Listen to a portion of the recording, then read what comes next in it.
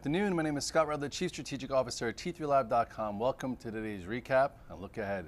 观众朋友们，大家好，欢迎收看今天的直击美股，我是主持人张舒，在纽约向您问好。周二美股收高，我们看到今天纳指呢也是创下了一个历史的新高。其实，在过去这一个月来说，市场的波动都是比较小的。比如说拿标普500指数来举例，标准普尔500指数是连续第31个交易日涨跌的幅度是在1%之内了，所以说可以看出现在的市场是多么的稳定。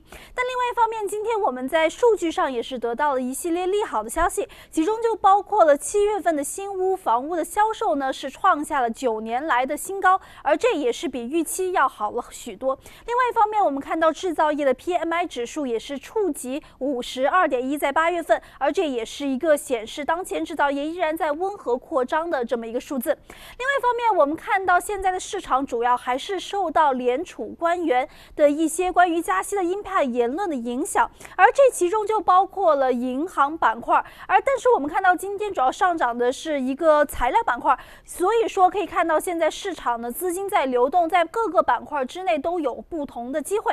那更多的消息，不妨来和我一块看一下今天的交易员访谈。Hi Scott, your stocks traded higher today, and we have a big open today. But I think the trend kind of fall asleep later this day. So how do you think about today's move? Just a little frustrating. We walked in, you had Europe was up strong, our futures were up 5. We quickly went in the first 10 minutes and then died. Okay. So I think a lot of traders were seeing that their P&L, including mine, was on their high of the day by 9:45. If you look at the chart of the S&P, which we track every single time, again, here's your post-Brexit low. This was your great time to put on your swing longs. Here's when we broke out. And ever since breaking out, we've had this choppy range to the upside. Okay, here you made a new high before getting choppy again. Here we tagged the highs and we're still trending. We're still above the 21-day, but there's not a lot of power. But again, it's August 23rd, so I guess we got to take what we can get. But as of this point, this trend is still intact. You just have to pick your spots carefully over the summer. And yesterday, the energy sector was the laggard of the market, but today oil erased all the losses and traded higher. But on the other hand, the metals continue to the downtrend. So how do you think about these two sectors? Well, first in my note, I talked about the pullback to buy in oil and the XLE. You could have targeted the pullback or waited for a red dog reversal. I'll show you an example. Okay, let's use the USO. You could have used a UWTI. You could have used any of that. We talked about this move. Remember, everyone started getting all upset that we had a down day. Look where we came from this red dog reversal here. So all of a sudden, we talked about targeting 1070. If you read my note, it came to about 1075, and if you missed that, you then had a reversal where we reclaimed yesterday's low of 1095, and now we'll see if it can continue to the upside. The XLE also, not the end of the world, right? You had a red dog reversal down here where that was your buy the dip. Here it gave you a push through resistance. So if you missed that, came back, retested, and it's hanging in there. And look how, look where the XLEs have come from. And this is above the 200-day, so it still looks okay. And lastly, we talked about the momentum being lost in the miners. What do I mean by momentum being lost?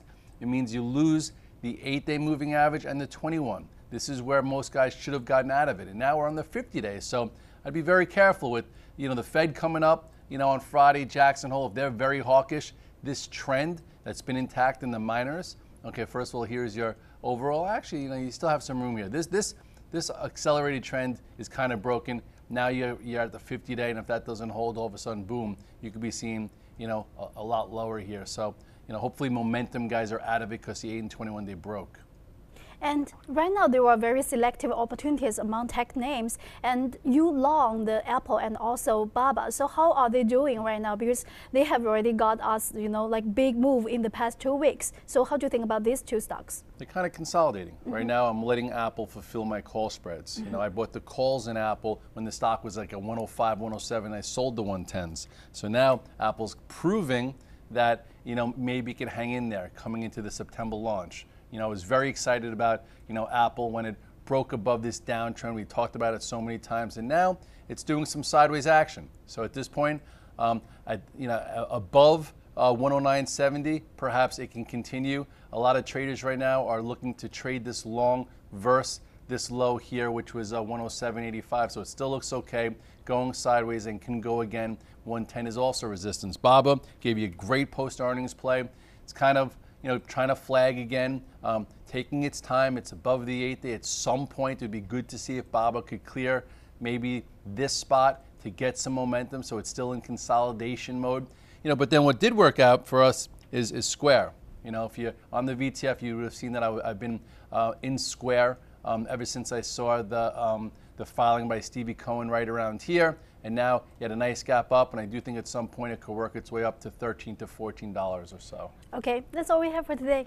Yes, and we'll have more tomorrow. And if you're overdoing it in the summertime, then don't. Go to the beach, go to the mountains, have some fun. If you're having some success, make sure you're prepared and you have your price points, and just expect a little less right now because of the environment. And if you get rewarded, take it as it comes. 我们会继续每天为您提供专业的技术分析。感谢您的收看，我们明天再见。